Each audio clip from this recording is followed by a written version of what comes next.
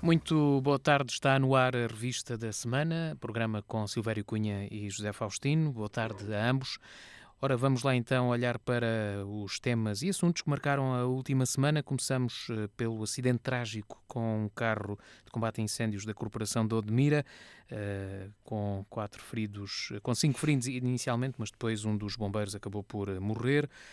O carro apresentava alguns problemas. Segundo o comandante da corporação, foram abertos vários inquéritos, GNR, Ministério Público, penso que o Ministério da Administração Interna também abriu um inquérito e também a Autoridade Nacional de Emergência e Proteção Civil. Portanto, há pelo menos 4 inquéritos em curso para apurar as circunstâncias deste acidente e, entretanto, a Ministra decidiu retirar todos os veículos que estavam nas mãos dos bombeiros deste lote a que pertencia este veículo dos bombeiros de Odmira. Silvério Cunha, começo por si. Ficou com alguma suspeita em relação a se este carro apresenta algum tipo de problemas? Inicialmente falava-se em problemas de segurança, mas depois era uma porta que não fechava. O que é que lhe parece? Bom, antes de mais, muito boa tarde e bom ano. É verdade, é o primeiro programa de 2025. O primeiro programa do ano. Ora bem, não, a mim parece-me que, claro, parece-me tudo bem, no sentido é uma tragédia, portanto, morre uma pessoa, ficam feridas outras em estado grave, e portanto é evidente que tem que haver, ainda por cima, para além do mais, a creche, que é são de bombeiros, portanto, de uma instituição que tem funções muito importantes e, portanto, evidentemente tem que ser tudo apurado. Acho bem que cada entidade que está, digamos assim, que está dentro do assunto tenha que fazer o seu inquérito. É bom até que haja cruzamento de dados para depois perceber, e até é bom que talvez haja 3 ou 4 inquéritos só para se perceber se todos chegam com conclusões que são semelhantes. Agora, é claro, o problema que se coloca é este. Bem, o que é, digamos, o que é que pode ser aqui grave? Pode ser aqui grave primeiro, preciso saber se esse lote, efetivamente, às vezes acontece que há um certo tipo de produtos, entre os quais automóveis, que vêm, nós vemos isso muitas vezes nas notícias, a Volkswagen, já aconteceu isto, e retirou não sei quantos milhares de carros do modelo do mercado, para ver não sei o quê. A outra marca qualquer, sei lá, podia ser qualquer outra, não é? E tem acontecido isso. Lembro que a última foi, estou a falar da Volkswagen, não é publicidade negativa nem positiva, que eu até gosto de Volkswagen, mas acontece que, lembro-me disso, aconteceu, é um facto. Bom, e acontece que a verdade é esta, é que é preciso saber se realmente se isso corresponde a um defeito de fabrico, até porque isso custou dinheiro ao Estado português, além de ser um perigo naturalmente para as pessoas, e portanto tem que se apurar isso tudo muito bem. Acho que nesse sentido, acho que está tudo correto. Agora, pode sempre dizer-se assim, bom, deveria existir um período de prova dos veículos, um período de experimentação, uma coisa qualquer desse tipo. Pegou-se no lote de veículos e começaram logo a andar sem primeiro serem vistos. Não sei se isso aconteceu, se não aconteceu, e portanto, como não sei, não posso criticar, nem apoiar, nem nada.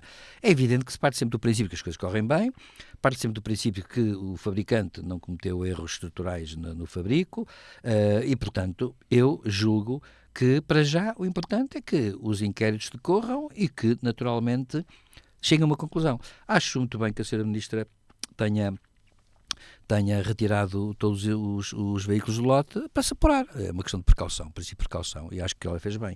Portanto, e para mim, o que acontece é isso, porque de facto o peso trágico das perdas é demasiado elevado, como se costuma dizer, basta morrer uma pessoa para ser demasiado elevado. E, portanto, acho muito bem que haja todo cuidado. Muito bem. José Faustino, boa tarde. Também espera que se esclareça? Eu primeiro espero que toda a gente tenha um bom ano, como o professor Silvério Cunha desejou. É o nosso primeiro programa e portanto, tudo com um bom ano e tudo a correr bem. Infelizmente, começamos logo aqui com um assunto que não foi muito bom. Há que lamentar a morte deste bombeiro, um jovem, e isso é uma coisa que não se pode pagar, não se pode resolver, infelizmente. Tudo o resto se pode resolver. Vamos lá ver. Em primeiro ponto, tanto quanto julgo saber, eu não me posso pronunciar sobre este acidente em concreto. Primeiro, não sou especialista em transportes, nem em bombeiros, nada disso. Em segundo lugar, não sei o que é que se passou. Mas temos de falar em teoria, quer dizer, o ponto e em princípio o andamento das coisas. Tanto quanto julgo saber, nos meus tempos de rapaz, como se costuma dizer, os carros, quando eram modificados, tinham que ir à inspeção. Aliás, primeiro os carros todos que saem para a estrada são homologados, têm que ser inspecionados, uma inspeção muito rigorosa, e depois são autorizados, como são todos iguais, não é? Passam a ser feitos iguais. Se há alguma modificação feita no carro, ou na caminhonete, ou naquilo que for, tem que ir à inspeção. O inspetor tem que ir ver. Penso que isso ainda se mantém. Agora foi introduzida a inspeção anual, não sei, essa não deve chegar, com o carro dos bombeiros não deve chegar, porque uma coisa é o chassi que é comprado e depois é encarroçado noutra firma, são coisas diferentes. É como os autocarros, a marca é uma coisa, é encarroçado por outra, há casos em que faz tudo em simultâneo, e isso é bom dizer. Os carros dos bombeiros acontece isso. O chassi é de uma marca, uma motorização e tal, e a carroceria é outra marca, é outro fabricante que trata daquilo. Ora, as avarias que eu ouvi é que a porta não fechava bem e provavelmente o desembaciador dos vidros, não tem nada a ver com o acidente. Mas, entretanto, também já vi outras notícias de que a viatura não tinha aquela barra de ferro que protegia o cockpit. A barra de proteção. Está bem, mas passou na inspeção. Vamos lá ver. Os carros também não têm. Há pessoas que põem, os carros de rally têm, não é? Mas os nossos carros não têm. Portanto, em princípio, se eles caírem de pernas para o ar, aquilo pode homologar tudo e a pessoa pode morrer. Se não ficar cá no outra parte. Portanto, isso aí, não sei se, volto a dizer, não sei no caso concreto daqueles ou dos outros carros, eu duvido que todos os carros dos bombeiros tenham barras protetoras. Tenho dúvidas disso. E nem sei sequer são necessárias. Aquilo não é para corrida, aquilo é para apagar fogos. Mas porventura, eu também não sei se é obrigatório. Não sei, acho que não. Não sei se é, mas não deve ser. Portanto, depende agora daquilo que se pretender e das características de pedir ao veículo. E, portanto, o problema do carro ali é saber se ele tem estabilidade. Eu devo dizer uma coisa, instintivamente, tive desde há muitos anos sempre a sensação que os carros dos bombeiros, tal como os do exército, são muito altos. Eu sei que é para irem com ele, acho que aquilo tem pouca estabilidade. Eu gostava de que me explicassem bem a estabilidade de certos carros. Mas isso é um problema meu, não conta aqui para o caso. A decisão da ministra, uma asneira completa do ponto de vista político. Não tem nada a parar os carros. Os carros estão aprovados, estão homologados, está tudo a andar, houve um acidente. Paciência. Lamentando a morte deste jovem. Agora, mas não haverá o risco... Não há risco nenhum. Isso é o risco de todos os carros. Toda a gente tem riscos. Eu acho que o melhor, ela está proibida. Dizia agora, os bombeiros saem do quartel. Pronto, e não há risco nenhum. Bem. Não, é uma asneira tremenda. Politicamente é uma asneira. Andamos no ponto, no ponto. A formiga deu um coice na mosca. E então, todas as moscas são presas e as formigas por prevenção. É uma estupidez política. Professor, eu só devo ser princípio da precaução. Ando, do ponto de vista até analítico disto, ando irritado. Irrita-me esta tipo. Agora tiram-se os carros da circulação. Não. Podia era ir rapidamente, no espaço de uma semana, pedir a inspeção de todos os veículos. Mas a decisão da ministra não... Estavam adjudicados a uma reparação daqueles carros por causa das portas, aquelas coisas. Não é? Portanto, isso podia-se fazer rapidamente. Deixe-me lá fazer uma pergunta, só para terminar o tema. Que faz falta aos bombeiros, esta questão ter sido, enfim, tão mediática nos últimos dias não levou a essa decisão da ministra. Mas em Portugal é tudo mediático. É tudo mediático, porque se você vai na estrada e atropela o cágado, tem que se fazer uma inspeção aos travões e alguém tem que ser culpado. As pessoas estão completamente parvas. Os acidentes acontecem.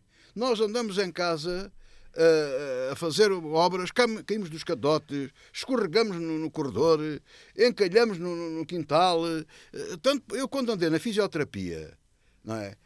A conclusão é que eu cheguei. Não é estudo nenhum. Metade das pessoas que lá andavam eram acidentes domésticos. Tinham caído em casa. As pessoas que lá andavam, metade tinham caído em casa. Não era o meu caso, mas os outros tinham caído. Portanto, isto é um excesso de zelo e medo da opinião pública, porque toda a gente opina sobre tudo. E quando, na realidade, o que tem que eu acho bem que se analise por exemplo, eu dou-lhe outro exemplo. Que Deus o tenha em descanso, o antigo ministro da Educação, o Couto Santos, sim, faleceu. E deram com ele afogado dentro de um lago num campo de golfe. A polícia chegou lá, foi a notícia que eu ouvi, e disse, não, levantei o corpo, não há suspeita nenhuma de assassino, não há crime, não há suspeita de crime, coisa nenhuma. Ah, senhor, já está a judiciário a estudar o problema. Não, porque a autópsia foi inconclusiva. Foi por causa disso. Então, mas quantas autópsias é que há inconclusivas? Há pessoas que nem autopsiadas são. Quer dizer, o país entrou numa paranoia que eu não sei explicar. Muito bem. Era bom que tivéssemos todos um bocadinho de serenidade e de bom senso. Eu não digo, deixa-me só concluir. Tento concluir. Não, eu não digo, acho que se deve fazer bem, analisar, como em todos os casos de acidentes destes, analisar o acidente em si e ver o que é que ali se passou. E agir em conformidade. Agora, apreender os carros, todos alguns 20 ou 30 carros, estão espalhados pelo país todo, de maneira nenhuma. Muito bem, vamos falar de um caso que é pouco habitual, pelo menos não me recordo de ter acontecido em Portugal. O presidente da Galp apresentou a demissão alegando motivos familiares, mas a demissão acontece poucos dias depois de ter sido divulgado um alegado relacionamento amoroso com uma diretora da mesma empresa e este presidente, portanto, dirigente da Galp, não terá avisado a empresa, e nomeadamente a Comissão de Ética e Conduta, e por isso a comunicação social relaciona esta demissão com esse caso. Silvério Cunha, não é muito habitual, não é? Pelo menos em Portugal. Não é habitual. Mas, não é habitual a gente saber. Pois, agora a questão que eu coloco é esta. Eu não sei o que é que diz, o que é que a Comissão de Ética e Conduta da Galp há de ter um regulamento qualquer, um regimento qualquer, uma coisa qualquer, que classifica, enfim, o que se passa e o que não se passa. Portanto, entre as pessoas que trabalham no mesmo sítio ou que têm relações hierárquicas a esse nível. Agora, é evidente que, vamos cá ver, as comissões de ética e conduta também servem para apurar outros casos, não é? Que são, a meu ver, bem mais graves, que são os casos de assédio moral, assédio sexual, etc., no trabalho. E, portanto, eu até pensava, sinceramente, que os casos que estariam em análise nessas comissões de ética são os casos que relevam para aquilo que legalmente tem relevância, que é, digamos assim, um bom ambiente de trabalho, um bom ambiente digamos, de conduta dentro do trabalho e, portanto, os casos de assédio, por exemplo, são casos que devem ser ponderados, seja o moral, seja o sexual, devem ser ponderados. Aqui o caso, tal como está contado pelo jornal, não é um caso propriamente, é um caso moral, digamos assim, entre aspas, ou seja, a Comissão de Ética e Conduta da Galp está a investigar uma denúncia sobre um caso entre duas pessoas que se dão excessivamente bem, digamos assim. A questão que se põe é essa, que se dão excessivamente bem. Ora bem, portanto, a questão não é uma questão de assédio moral, nem uma questão de assédio sexual, nem uma questão de bullying, por exemplo. É uma questão de saber se uma diretora, uma funcionária, uma alta funcionária neste caso, de uma empresa, por se dar excessivamente bem com o CEO da empresa, isso vai perturbar o funcionamento da relação laboral. Eu, para ser franco, não sei, por uma razão. Porque, ao mesmo tempo, eu posso admitir que isso possa ter algum problema, no sentido de, sobretudo, se lesar terceiros. Mas eu posso, no entanto, dizer o seguinte: atenção, as pessoas têm a sua esfera privada e têm direito à privacidade. E como têm direito à privacidade, eu acho que quando as comissões de ética começam a investigar casos destes, que, se eles não tiverem relevância nenhuma legal, estaremos perante aquilo que se chama o moralismo. Moralismo, não é moral, é moralismo.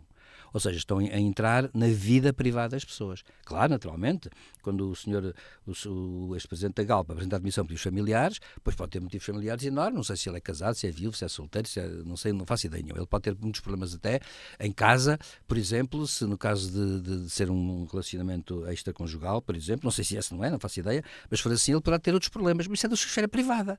Portanto, eu não estou a ver muito bem que uma pessoa, por exemplo, a mim parece um bocado absurdo uma pessoa apresentar a admissão por motivos familiares, no sentido de, sei lá, uma pessoa pode apresentar a admissão porque, por exemplo, sofreu um grande desgosto, deprimiu, não se sente capaz de empenhar a sua função, apresenta a admissão, lógico. Agora, se apresenta por razões familiares porque tem uma tempestade qualquer em casa, isso não tem sentido nenhum, devo dizer, nenhum. Isso é moralismo. Portanto, para mim, as comissões de ética e conduta têm a ver com outras questões, que é envolvimentos que perturbem o relacionamento laboral ou que perturbem no sentido de... O prejuízo da empresa. Em prejuízo da empresa ou de terceiros, eventualmente, suponhamos isto, alguém que desempenha uma função muito elevada, tem uma relação específica, muito especial e particular com outra pessoa. E com isso, essa pessoa é sistematicamente beneficiada em detrimento de terceiros em iguais circunstâncias. Claro que isso não é legal, mas isso está previsto na lei. Portanto, calma aí, não é preciso nenhuma comissão de ética. Isso é uma questão de código de trabalho. Bom, portanto, eu acho que estas coisas vai ter-me ser muita impressão por uma razão, porque entramos naquele terreno pantanoso, e para concluir, que é o terreno pantanoso que é entre aquilo que se chama a relação laboral e o desempenho profissional e as questões que são da vida privada das pessoas. E isso tem que ser muito bem ponderado. Por uma razão, porque qualquer dia, então, as comissões de ética começam a querer saber se a pessoa em casa, por exemplo, fuma. Por que não? Ou se a pessoa em casa faz o pino. Por que não? Porque, quer dizer, começa a ser assim, porque por essa altura começa a haver aquilo que eu chamo uma espécie de moralismo preventivo. E isso não pode ser. José Faustino, qual é a sua opinião?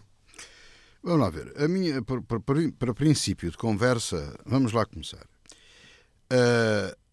A denúncia anónima é reprovável. Sim, nem falo nisso, claro. Em qualquer programa em que isto toca, eu digo sempre o mesmo. A denúncia anónima é repugnante. Mas eu não sei se aqui foi anónima. Foi anónima. É o costume. Isso é incentivado pelo Estado português e até pela União Europeia. Uma vergonha, um nojo. A denúncia anónima, na minha opinião, só deve ser permitida em casos de segurança nacional. Mais nenhum caso. A denúncia anónima... Ou crime, a comissão de um crime. Depende. Se for de segurança nacional... Não, mas não sei dizer que se cometeu um crime, um homicídio, a polícia tem que saber, tem que investigar, não é? Sim, mas... Não pode rasgar a denúncia, não é? Nem quer dizer que não vá atuar. Mas, como que sabe, em teoria, sim. a denúncia anónima pode ser o próprio agente que faz a denúncia para ir fazer aquilo que ele quer e lhe apetece. Portanto, isto é a aberração total de um Estado livre e liberal e de direito. Não, é a aberração total. E o Estado português incentiva.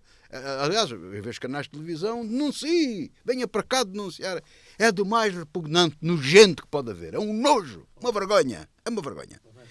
E, portanto, o que é que aqui acontece? Basta haver invejas, interesses e denuncia-se. Baseado num regulamento que nunca pode estar acima da lei e muito menos da Constituição. Temos de saber se isto é constitucional ou se não é. Porque o regulamento o que pode dizer é que não pode haver relacionamento que favoreça alguma das partes, ou que prejudique a empresa, ou crime ao ambiente laboral. Não é? Agora, eu tenho dúvidas se eu tenho que comunicar os meus relacionamentos, ainda que sejam com pessoas. Por exemplo, se for na universidade ou numa escola, um relacionamento entre um professor entre professor-aluno, a conversa é diferente. Agora, a um determinado nível em que não há esse tipo de incompatibilidades morais e compreensíveis, e funcionais, e por dependência, etc. Portanto, e tratando-se em determinadas circunstâncias, eu não digo que não haja um regulamento e que não haja a possibilidade de um relacionamento desse prejudicar a empresa e até de prejudicar terceiros. Tudo isso é possível. Agora, isto tem que ser tudo medido e analisado com muito cuidado para ver o que é que de facto acontece. Isto é vergonhoso. E eu acho que isto devia ser visto e revisto para o setor público e para o setor privado e para o setor semipúblico, para todos, o chamado terceiro setor, para ver se isto é legal ou não é, para que isto não se possa repetir e acautelar estas situações. Sobretudo, acabarem com o nojo da denúncia anónima, é uma coisa nojenta, asquerosa, pidesca, do pior que pode haver. É do fascismo, isso não é da democracia. Muito bem, vamos para o próximo tema. Foram abolidas as portagens nas chamadas ex-scoot, sobretudo na zona interior do país, e, entretanto, já se levantaram vozes contra a manutenção das portagens na A6, que, como sabemos, atravessa o distrito de Évora, por exemplo. O presidente da Turismo do Alentejo e Ribatejo, que gostava dessa isenção também de portagens, e, ao contrário, a A6 subiu. O troço entre Marateca e Caia passou a custar mais 35 cêntimos. Silvério Cunha. Pois, há uma coisa que... Já agora o presidente da Turismo diz que é concorrência desleal, porque nos outros locais é tratamento desigual, assim é que é. Porque em outros locais baixou... aliás, a portagem deixou de existir e aqui neste caso até aumentou. Pois, a questão que se coloca sempre é esta. Primeiro, em primeiro lugar, quando se diz são abolidas as portagens, claro que elas são pagas, naturalmente, elas são pagas sempre por alguém, não é? Neste caso, provavelmente, seremos todos nós a pagar, mas a questão que o princípio é este, acho eu. O princípio é o de, no interior, as populações do interior que usam mais essas rodovias, não serem, digamos assim, prejudicadas ou já sofrerem demasiado com a interioridade e não serem prejudicadas por isso e tal. Pronto, a questão é essa. Depois, claro que há 6 que levanta o problema realmente sempre a Espanha, portanto é uma questão que também levanta aos turistas, e penso que essa situação é que levou o Presidente do Turismo do Alentejo e Ribatejo a falar do termo desigual e até dizer que nas questões do turismo a região fica em pé de desigualdade e desvantagem perante as restantes na questão do turismo. Eu penso que a filosofia da questão das scouts é o problema das pessoas que vivem no interior e que andam pelo interior, pronto, e portanto se de facto é justo ou no momento em que o nosso interior está tão desertificado, se isso as portagens não eram mais um elemento a acentuar essa desigualdade, ou essas desvantagens. Eu sou-lhe franco, eu para ser franco é assim, não tenho... Eu penso que quando se pretende combater os inconvenientes, estas coisas, não é com portagens, ou retirar portagem das scouts. A questão não se põe assim, a meu ver. É uma questão mais ampla e mais vasta. As populações do interior, se realmente que são injustamente tratadas, se tivessem outro tipo de condições, se houvesse, sei lá, mais serviços públicos, uma coisa que aqui não foi falada, ocorreu-me agora, como o Caixa de Depósitos está a tirar balcões de vários sítios no interior, em que as pessoas deixam de ter, até as pessoas mais idosas, para ser reformas, deixam de ter isso. Depois a Caixa Geral diz, por exemplo, isto parece que não, mas tem a ver com o assunto, diz que não, porque há aplicações no telemóvel que depois permitem essas coisas todas, e as pessoas mais idosas não têm pachorra para isso, nem são obrigadas a ter, que é outra questão que se coloca. Portanto, isto é só para dizer o quê? Que eu acho que os grandes motivos que têm a ver com as scouts, com as portagens, com essas coisas todas, têm a ver com questões de fundo que teriam que ter uma política pública a esse nível. Pronto, e não há. Portanto, isto no fundo é um pormenor, até certo ponto é um pormenor. Claro que o Presidente do Turismo do Alentejo e Ribatejo fala em termos de turistas. Por acaso devo dizer que não penso que aí seja uma questão fundamental. Para mim o importante seria as pessoas que vivem no interior. E então podemos dizer assim, então quem vive aqui no interior, aqui no Alentejo, e que se desloca na autoestrada, não tem direito a qualquer coisa? Não tem direito a ser tratado como as outras? Claro que tem. Claro que tem. E, portanto, eu, para ser franco, claro, sob esse ponto de vista. Agora, isto é um bocado microscópico, digamos assim, e um bocado, digamos assim, é micro, é demasiado pequenino para se poder dizer que é uma questão que deve ser discutida como uma questão de princípio, apenas. Não é uma questão que eu julgo que vai ter uma importância por aí além. Agora, é claro que é sempre mau dizer-se assim, bom, umas deixam de ser pagas e esta ainda por cima não só é paga, como ainda por cima subiu o preço. Claro, é evidente e óbvio que como princípio está errado. Agora, a questão que se coloca para mim é saber se para resolver os problemas de fundo não seriam precisas outras medidas mais importantes. José Faustino, qual é a sua opinião? Concorda com o Presidente do Turismo do Alentejo, José Manuel Santos? O José Manuel Santos é um amigo, e já agora aqui uma declaração de interesses, mas até não tem problema nenhum, porque eu sou contra. Não estou de acordo com ele. É uma pessoa competentíssima. E um homem que eu agora não me lembrava do nome dele. E isto está a ser filmado e fez aqui uma palhaçada, porque estava a perguntar ao Sérgio o nome, e ele fez bem me dar a ajuda. Ele que me peço desculpa ao José Santos. É uma pessoa que eu tenho é muito respeito, é uma pessoa competente e tudo mais. E fez o seu papel, portanto há que respeitar isso. Mas vamos lá ver, a história é outra. Há aqui três tipos... Porque ele defendeu a questão só dos turistas. Mas há aqui três tipos de situações. Vamos lá ver. Porque o raio do país anda toda baralhada com os carros dos bombeiros, anda tudo baralhado. Tudo.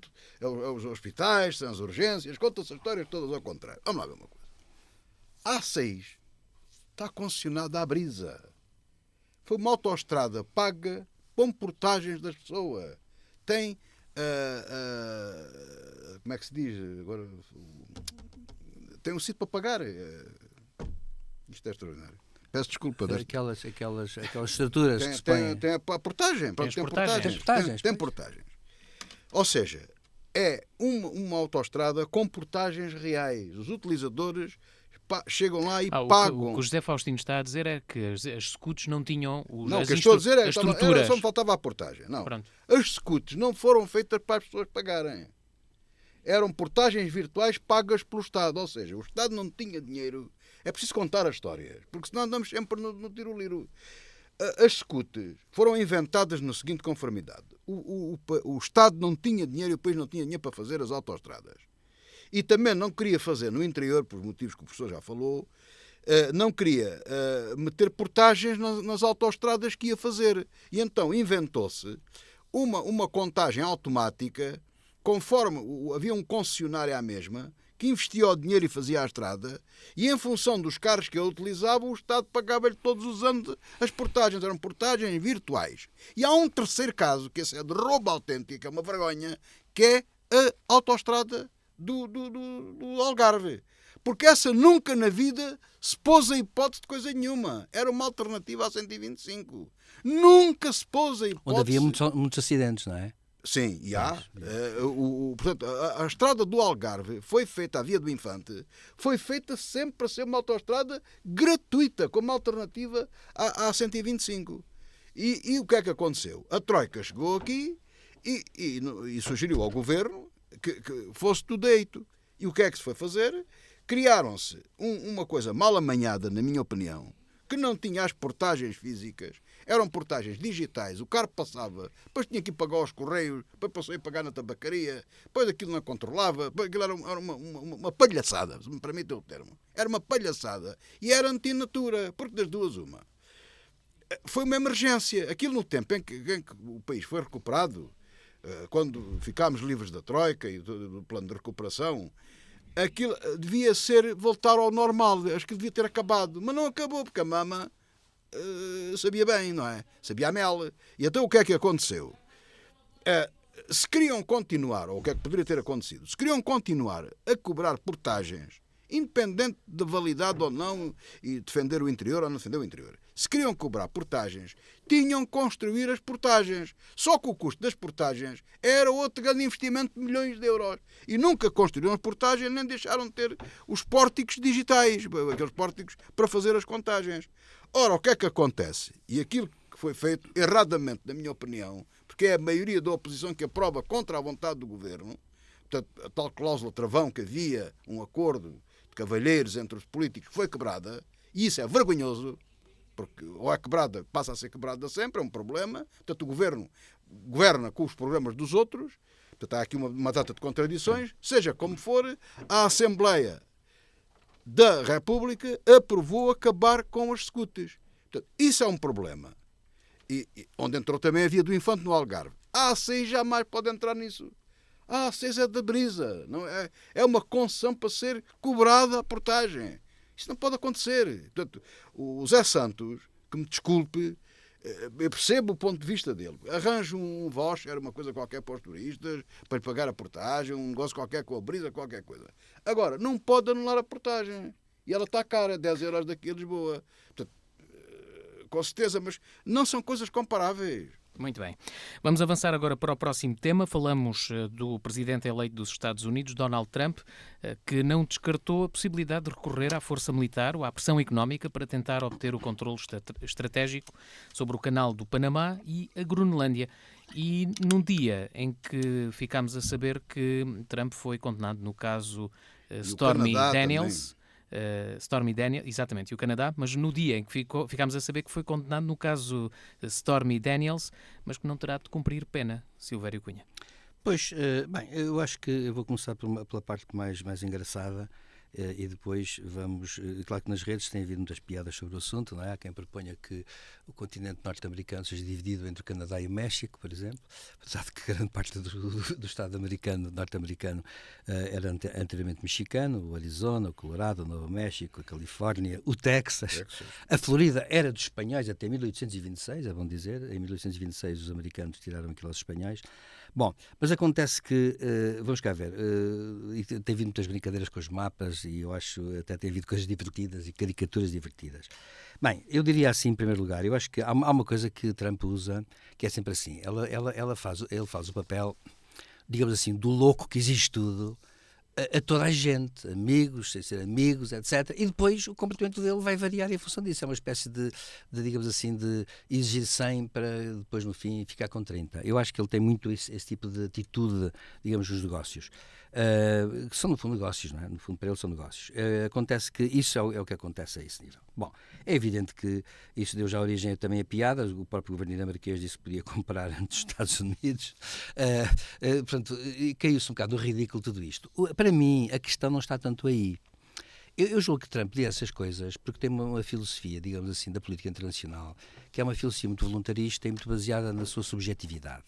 Portanto, eu estou convencido que o que ele diz não é propriamente aquilo que ele quer fazer efetivamente. Não, a questão não é bem essa. Portanto, eu julgo que a questão é outra, digamos, embora possa haver aqui algumas questões geopolíticas importantes. Por exemplo, a gente sabe que a Groenlândia é importante do ponto de vista geopolítico por causa de algumas zonas próximas no mar, que têm metais raros, por exemplo, no fundo do mar, há petróleo também, etc. Portanto, julgo que há questões aí de caráter geopolítico e geoeconómico em causa, e julgo que ele fala, mas a questão que tem chocado toda a gente é a forma como ele fala. Mas o curioso não está nisso, o curioso está em que isso tem sido muito alimentado pela rede social X, por Elon Musk, que depois põe cá fora umas coisas que são efetivamente assim um bocado radicais e estranhas, porque são muito sintéticas, deve dizer-se. São mensagens muito sintéticas e são mensagens, portanto, que têm que ter radicalismo para poder, em 2 linhas, dizer aquilo que na substância ele quer. Portanto, eu julgo que isso também tem sido agravado por isso. Claro que eu estou convencido de que quando, efetivamente, aliás, a questão do Canadá tem muita graça por uma razão. Porque se o Canadá, aliás, já houve uma pessoa que levantou essa questão, fez os cálculos, houve um professor canadiano de ciência política que fez esses cálculos assim, se o Canadá entrasse nos Estados Unidos, o colégio eleitoral seria totalmente alterado. E acontece que ele até perdia, porque o Canadá normalmente vota em partidos que seriam mais próximos dos democratas. Aliás, os dois partidos nacionais do Canadá são 2 partidos que claramente se coincidem nisso, seriam partidos iguais ao Partido Democrata e não ao Partido Republicano. E ele perderia por uma razão, porque o Congresso passava a ter mais 50 e tal deputados do Canadá, o colégio eleitoral passava a ter mais não sei quanto, 50 e tal também no colégio eleitoral, e portanto alterava por completo todo o mapa eleitoral. Portanto, o Trump não deve estar a falar a sério também, por isso é contra ele. A questão do Canal do Panamá é uma questão mais diferente e uma questão mais complexa, porque o Canal do Panamá era uma zona que tinha administração americana até os anos 70 e poucos. Nessa altura o governo americano cedeu, o território foi sempre reclamado pelo Panamá, é verdade. O governo americano, na altura, em 70 e tal, com Carter, cedeu o terreno ao Panamá. Aquilo, no fundo, era uma concessão de 99 anos, uma coisa assim qualquer, que tinha sido renovada, mas, seja como for, põe-se a questão sempre da soberania. Portanto, a questão que se põe para mim é esta. Trump, para já, é retórica. Para já é retórica. Se ele efetivamente está a fazer isso, não sabemos. Eu estou convencido que há também tem que haver algum realismo nisto, e ele próprio está a ser irrealista. Portanto, eu para já acho que são formas que ele tem de tratar, que é, como ele, e concluindo, é um bocado isto. É o que ele já fez no primeiro mandato. Ele chega ao pé ele trata os aliados como trata os inimigos, no sentido de eu tomo lá, dá cá. Se não me dás, eu não quero saber de ti. Amigo, isso não conta, não existe. Para ele tem uma noção de relações internacionais que ultrapassa um bocado a história das relações internacionais. E por isso mesmo, essa questão é que está em cima da mesa. Eu julgo, portanto, que para já é retórica. Agora vamos ver, claro. O que eu acho mais preocupante é pessoas que, com a responsabilidade de Elon Musk, por exemplo, porem no X mensagens que são claramente, sobre este caso do Canadá, nomeadamente, claramente estranhas. E outra coisa, que é injuriosas para com o próprio primeiro-ministro cessante de Justin Trudeau. E para o partido dele. E acontece que isso não se admite. Acho que isso que é antidiplomático, é antipolítica, é uma coisa que nem se entende, e que mais, criou no Canadá uma corrente fortemente anti-Trump, porque a opinião pública não aceita que insultem os seus primeiros ministros e os dirigentes políticos dos principais partidos canadianos. Muito bem. José Faustino, a sua opinião? A minha opinião é muito complicada sobre isto, e deixa lá ver se eu consigo aqui rapidamente alinhavar estas coisas todas. Em primeiro lugar, Trump, como eu já aqui disse, não fui eu o inventor da ideia, mas desenvolve o culto da imprevisibilidade. Portanto, é tudo imprevisível com o Trump. Há uma coisa que é certa. Trump não foi eleito com estes princípios políticos que ele anunciou ultimamente. E o que é certo é que, com estas coisas do Panamá, da Groenlândia e do Canadá, nunca mais se falou das deportações em massa. Isso deixou de se falar. E felizmente também deixou de se falar na Ucrânia.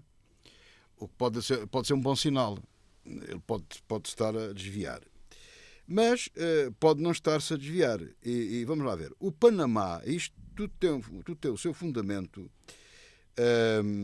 Tudo tem o seu fundamento. Isto não é uma coisa que ele se lembrou porque é que ele se lembrou de falar na Groenlândia e não se lembrou de falar noutras coisas, ou no Panamá e essas coisas todas. Vamos lá ver. O Jimmy Carter, que agora faleceu, com 100 anos, cedeu de facto a totalidade da posse ao canal do Panamá, que foi feita pelos americanos. É bom lembrar isso, como foi feito o canal do Suez e tudo isso, foi feito pelos americanos. São concessões, mas o tratado da entrega do canal do Panamá implica várias coisas. Uma delas é que o canal seja utilizado livremente por todos os povos do mundo e de forma igualitária. Ora, o Panamá parece que quer fazer leilões. E parece que a China, bom, aí não é de forma igualitária, é quem paga mais, não é? Portanto, aí não é igualitário. Claro. Portanto, aí eu não sei de direito internacional, não conheço o caso concreto, nem conheço o tratado em pormenor. Também parece que a China já construiu um porto de água profunda de um lado do canal e prepara-se para ter outro do outro lado, ou já o tem. Portanto, há aqui coisas que têm que ser... Geopolíticas. Exatamente, que têm que ser vistas, não é? Portanto, é talvez dos pontos que o Trump tenha mais razão, eventualmente razão de queixa, é a questão do Panamá. E além disso, os americanos já invadiram o Panamá uma vez. Noriega, para apanhar Noriega. Exatamente, e tomaram conta da situação. Em relação à Groenlândia, não é a primeira vez que ele fala nisso. No primeiro mandato, propôs comprar a Groenlândia ao dinamarquês, eles disseram que não estava à venda. O que é certo é que a Groenlândia é como Évora, chega a 60 mil habitantes. 63 mil. Diga? Tem 63 mil. Pronto, eu vi 50 e tal mil, mas aqui vai mudando. Não, 60 mil que sejam. Ou seja, se ele der 2 milhões a cada groenlandês, eles ficam todos contentes. E têm a independência. Portanto, eles, para já, há uma coisa que ele disputou. A Groenlândia quer a independência da Dinamarca. Há um movimento. Há um movimento, não. Querem a independência e vão tê-la. E depois é fácil. As concessões, lá tem uma base militar, as concessões americanas, basta. Eles, como digo, ao pagar à cabeça 2 milhões ou 1 milhão a cada um dólares, já é um excelente, ficam todos ricos. É um preço baratíssimo para os Estados Unidos. Ou dá-lhe 2% das concessões que os americanos venham a ter. Vivem todos à conta do orçamento. Portanto, é um excelente negócio. E a Groenlândia é rica em petróleo, em gás e em terras raras. Por baixo do gelo está lá isso. E tem outro problema muito importante, que aqui entra o Canadá. É que a rota por norte, com o gelo, com o gelo a derreter, torna-se muito mais rentável para os barcos passarem. E é bom, aquilo não pode ser controlado por chineses, que andam a tratar desse problema, nem para a Rússia, nem por essa gente, tem que ser controlado por alguém. E o Trump, como sempre, prefere ser controlado pelos americanos. Portanto, mais uma contradição do programa dele.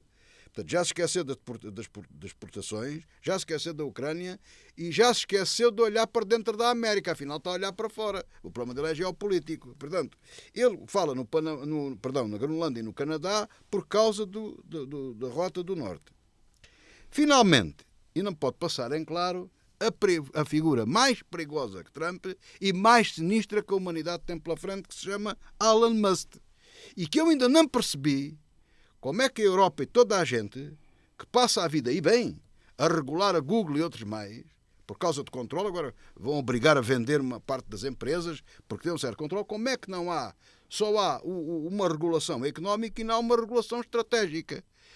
Ora bem, Elon Musk não é ter muito dinheiro. Elon Musk tem dinheiro e tem os meios. Tem mais poder que o Estado português, por exemplo. Ou que se calhar a Europa. Portanto, ele tem, eu lembro... Ele é fabricante de automóveis, embora tenha vendido, já não é o sócio maior, mas ele é fabricante de automóveis, pode fabricar material de guerra com facilidade, mudar aquilo com facilidade. Ele é operador de uma rede de satélites, ele é dono de uma agência espacial que basta mudar a cápsula de cada foguete e meter lá uma nuclear, pode bombardear, tem mísseis intercontinentais logo, recuperáveis. Ainda tem os motores são recuperáveis, que ele está a trabalhar nesse sentido, e tem uma rede social. Portanto, ele tem meios para poder fazer a guerra com o mundo. Ou seja, é curioso, eu tenho-me fartado de rir cá para mim, e vou agora dizer aqui a primeira vez, nós falamos na ficção científica. O Fleming, que escreveu o 007, acertou na ficção científica. Os romances do 007 baseiam-se sempre nisso.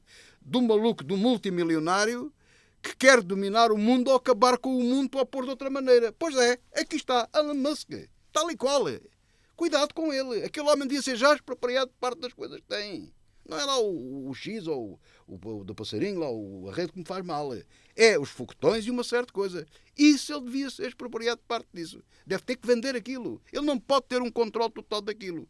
Porque tudo aparenta.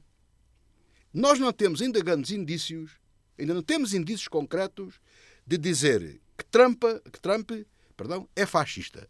Mas temos fortes indícios de dizer que Elon Musk é fascista. E eu que nunca chamei nomes a ninguém. Portanto, isto é o que me diz a análise política pura e dura. E, portanto, há que ter mão nisto e estar muito atento a esta situação. Aliás, Trump já veio dizer assim, meio a brincar, não se preocupem que ele nunca pode ser presidente. Ele nasceu na África do Sul. E segundo a Constituição tem que nascer... Deixa-me só acrescentar uma coisa curiosa. Tem de ser rápido. Além de que Elon Musk tem de facto uma personalidade muito particular, não é? É uma pessoa que, no fundo, também não tem a ver com a tradição, porque ele tem uma vida não tradicional. É bom lembrar que ele agora disse que tinha uma namorada robô, por exemplo. Disse agora, não é? O Hitler também dizia muita coisa. E acontece, não, mas eu acho curioso isto, é que ele de facto e há uma questão interessante que se vai ver agora nos Estados Unidos. Mas que sabe é uma coisa, professor, não acho graça nenhuma a ele. Sim, mas nem eu. Mas acontece que vai acontecer uma coisa curiosa, é que ele, já houve um indício disso, ele está a contrariar, ele tem ideias que contrariam também grande parte da base de apoio do Partido Republicano. Claro. E há ali uma cisão, de facto, entre certas pessoas que têm muitos meios e uma loucura, como o Zuckerberg também, etc. E acontece que eles têm, curiosamente, uma perspectiva política e até de vida e de concepção do mundo que não tem nada a ver com o eleitorado tradicional do Partido Republicano. E se isso vai aguentar ou não, e se Trump consegue aguentar isso ou não. Agora, Trump também é verdade uma coisa. Trump, assim como dá um pontapé para um lado, dá um pontapé para o outro. Trump é uma pessoa, de facto, imprevisível. Muito bem, já que estamos a falar dos Estados Unidos, falamos da morte do ex-presidente Jimmy Carter. Silvério Cunha. Jimmy Carter é um caso muito interessante. Jimmy Carter tem dado origem a muitas até teses muito curiosas, porque ele só teve um mandato, é dos poucos presidentes que teve só um mandato. Ele, como se sabe também, o negócio dele familiar era de amendoins, produção de amendoins. Produtor de amendoins. E também era pastor protestante. Na Geórgia. E também era pastor protestante. Ele também teve uma formação religiosa muito forte. A questão é esta, Carter foi presidente em condições muito especiais, porque foi naquele trauma social da Guerra do Vietnã, a seguir a Guerra do Vietnã, ao caso Watergate, etc. Portanto, ele foi presidente um bocado como se fosse o contraponto, digamos assim. Mas a verdade também manda dizer que ele depois teve dificuldades de ordem vária, entre as quais, aliás, o célebre caso dos reféns da Embaixada em Teherão, que na verdade moeu muito durante um ano e tal, moeu muito a última parte da presidência dele, e que deve dizer-se uma coisa, hoje sabemos que, como ele ordenou aquela operação que foi mal sucedida de comandos para libertar os reféns no Irão, o regime iraniano preferiu que ele perdesse as eleições e negociou com o Reagan e libertou os reféns depois de Carter perder. E foi intencional. Porquê? Porque as negociações com os Estados Unidos correram todas muito bem, mas eles puseram sempre a questão, foi castigar Carter, que é uma coisa curiosa, e no fundo acabaram por apoiar Ronald Reagan em termos efetivos. Bom, e o que acontece é isto, é que agora Carter depois foi conhecido, foi porque ele fez depois, em que realmente ele teve uma grande importância, inclusivamente, aliás, no tópico que temos a seguir, vamos ver essa questão aí interessante do caso da Venezuela. Portanto, ele criou depois uma grande credibilidade e foi sempre uma pessoa muito coerente. É bom dizer que ele lá está, é um homem que não tinha, a meu ver, mentalidade para ser um presidente dos Estados Unidos, porque ser líder de uma superpotência implica uma visão do mundo que, à partida, Carter também não tinha. Mas ele, a seguir, desempenha um grande papel como gestor humanitário em muitas coisas e de uma forma muito desinteressada. E acontece que o Carter Center, que existe hoje, é uma organização muito respeitada e, como vamos ver no caso até de Nicolás Maduro, a posição do Carter Center é fundamental para se perceber o que está a acontecer na Venezuela e é uma das fontes de credibilidade que digamos sobre as eleições venezuelanas, e realmente Carter teve sempre essa preocupação e pronto, e portanto eu devo dizer que foi uma pessoa muito coerente e uma pessoa que sempre viveu de uma forma muito simples também, nunca quis saber de grandes honrarias nem nada, e portanto eu acho que é uma pessoa que, o próprio Trump aliás disse uma coisa curiosa sobre Carter, ele que é uma pessoa que diz o que lhe apetece, ele disse que o povo americano devia muita gratidão ao presidente Carter, foi uma coisa que ele disse, e portanto o próprio Trump disse isso. Portanto, foi uma pessoa que acabou por ser reconhecida por toda a gente. Sim, ele teve um papel importante nisso tudo que diz, estou completamente de acordo, E não nos esqueçamos que ele foi Prémio Nobel da Paz. Também. E, aliás, foi utilizado muitas vezes em várias missões pelos presidentes que lhe sucederam. Penso pelo próprio Reagan. Chegou a pedir para ele esfiar as missões diplomáticas, porque era, de facto, um homem muito consensual. Teve, de facto, esse problema de Teherão. Mas, pronto, a história é o que é. E de facto, ninguém lhe tirou o valor. E teve o prémio. Um prémio divino, viveu até aos 100 anos, embora ultimamente já sem grande qualidade de vida, mas foi de facto um grande estadista e sobretudo um grande homem, portanto, no sentido humano do termo. Muito bem, falamos agora da Venezuela.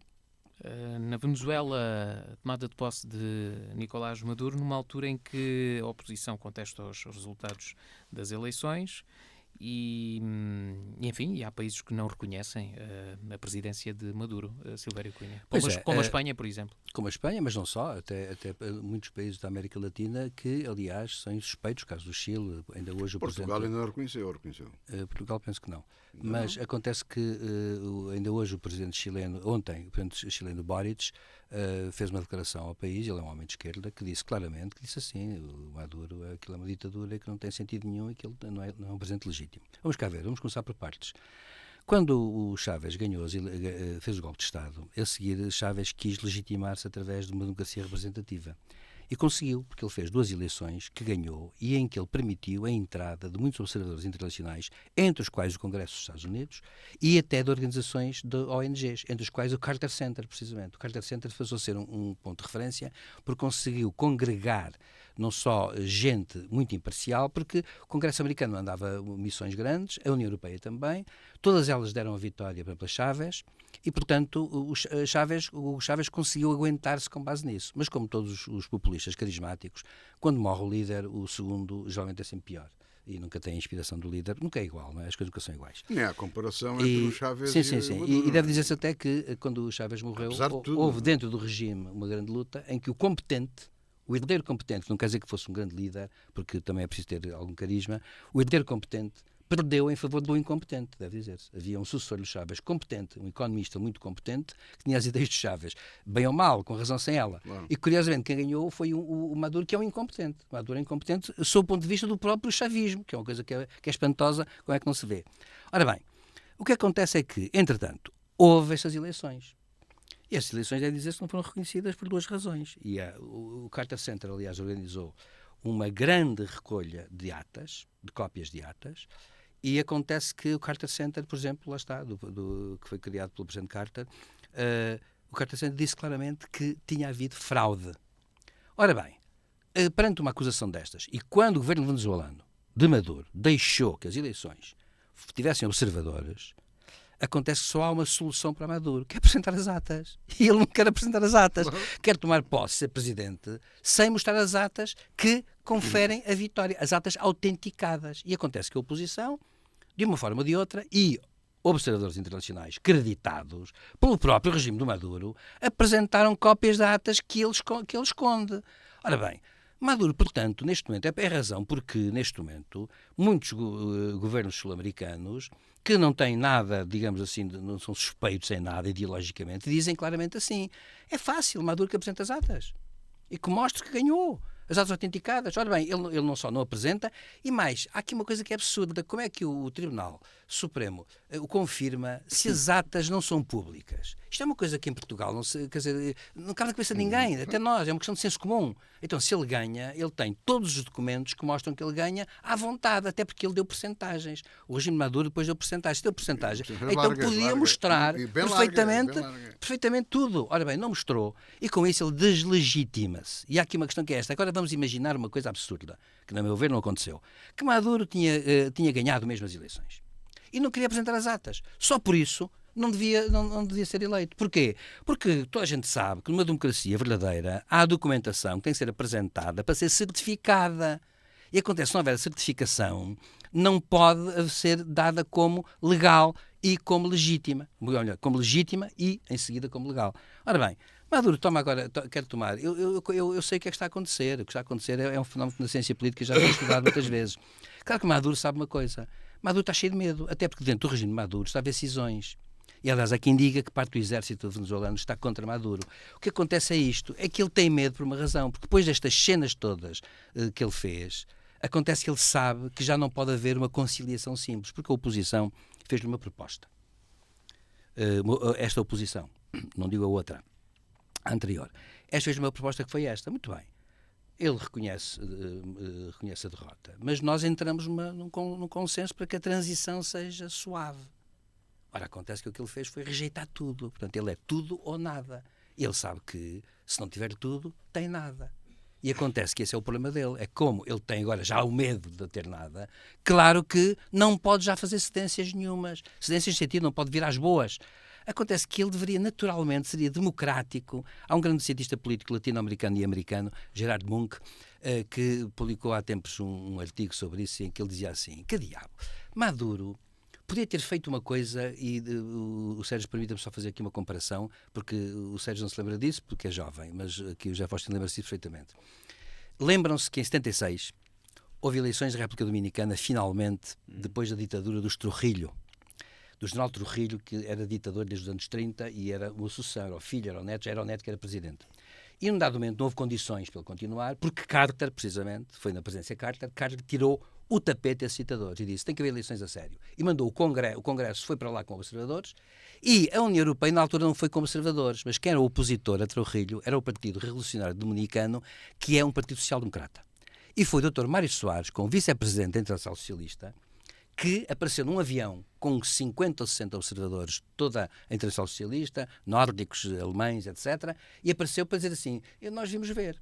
E Trujillo, até aconteceu uma coisa, recebeu o Dr. Mário Soares, que era primeiro-ministro na altura, com passadeira vermelha, porque sabia que não podia opor-se, até porque era agente da futura União Europeia, e era o primeiro-ministro de um país, um Estado europeu, e houve eleições, quem ganhou? Foi o partido da oposição, o Partido Social-Democrata, que veio a governar. Sabe uma coisa curiosa que aconteceu? Trujillo cedeu.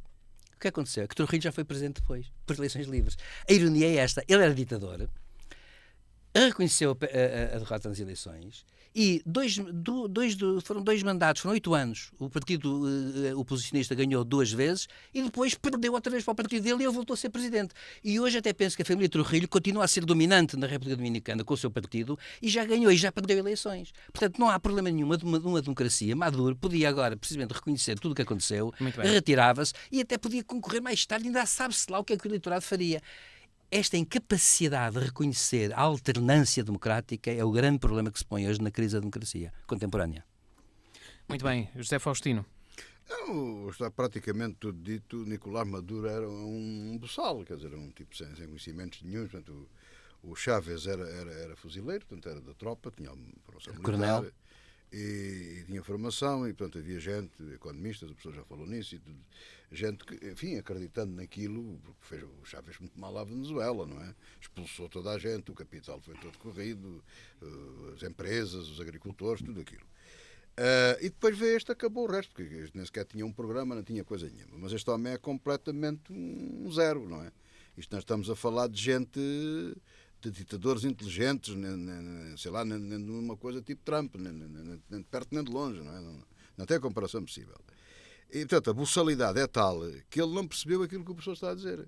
Que ele podia, quanto mais ele andar, mais se atasca. Ele pode entrar no jogo democrático e é possível até ganhar as eleições. Porque ele, um dia. Um dia ou por antecipação, não é? Portanto, ele está a encurralar-se cada vez mais. Agora, eu não sei, quer dizer, eu vejo com muita apreensão aquela senhora, que eu acho que é uma pessoa com uma coragem extraordinária, já foi presa. Eu não lembro agora o nome dela. Corina Machado. A Corina Machado já foi presa e agora vai para lá o presidente que foi de facto eleito, não é? Tudo leva a crer isso. Que é um diplomata. O Eduardo González vai ser preso. E provavelmente mortos por aquele criminoso, não é? E é isto, assim vai o mundo. Muito bem. Muito rapidamente vamos falar do último tema. A Eslováquia vai usar o poder de veto contra Kiev após o corte do gás russo. Silvério Cunha, um comentário muito rápido. Não muito rápido, é dizer assim, de facto isto é uma coisa complicada por uma razão. A Eslováquia está de facto claramente do lado de Putin. Está a levantar problemas com a Áustria, nomeadamente, que não aceita isso, porque depende também do gás russo.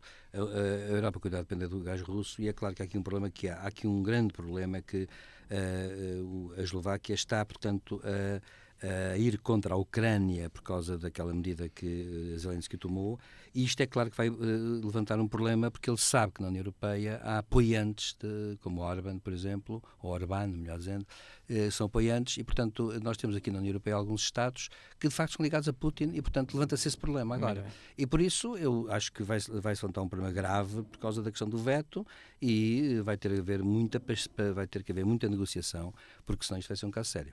José Faustino, também um comentário rápido. Não, muito rapidamente, o problema é este. Os cavalos de Troia, em Troia, eles não sabiam que o cavalo era falso.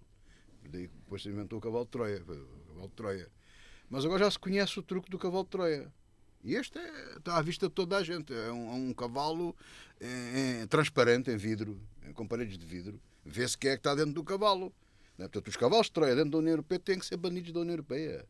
Aliás, a União Europeia, uma das medidas que tem que tomar, me parece a mim urgente, é uma reformulação profunda. Tem que discutir isto muito rápido. É urgente, muito rapidamente. É mesmo urgente. Eles têm que pensar tudo isto. Porque a União Europeia não pode ter no seu seio, quando se prepara para ter que tomar medidas fundamentais daqui para o futuro, não pode ter no seu seio agentes do inimigo. Neste caso, os chamados cavalos de Troia. Não pode. Eles não podem cá estar, não podem estar dos dois lados. Não há nada. Têm que escolher o campo em questão. E isso, a mim parece-me, vai ser inevitável, muito brevemente, não sei se é este ano, se será para o próximo, tem que haver, se calhar, uma refundação da União Europeia. Muito bem. Ficamos por aqui. Regressamos 2 a 8 dias. Boa tarde.